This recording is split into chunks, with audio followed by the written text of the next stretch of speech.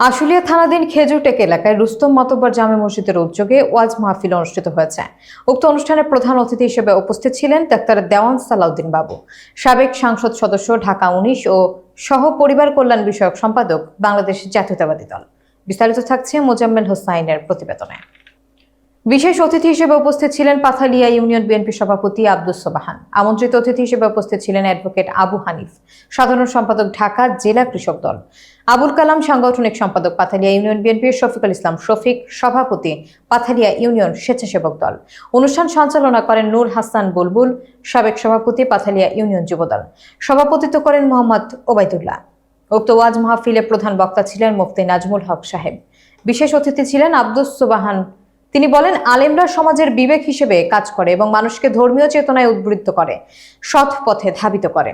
প্রধান অতিথি ডাক্তার দেওয়ান সালাউদ্দিন বাবু আরো বলেন, বিগত ১৫ বছরে আমি ঘরে থাকতে পারিনি। আমার নামে ৫৩টি মামলা হয়েছে এবং ৩ বার জেল খেটেছি।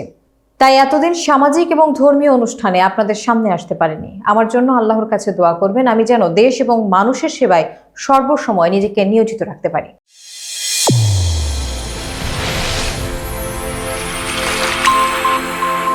চ্যানেল A1 হৃদয় রেসপন্স।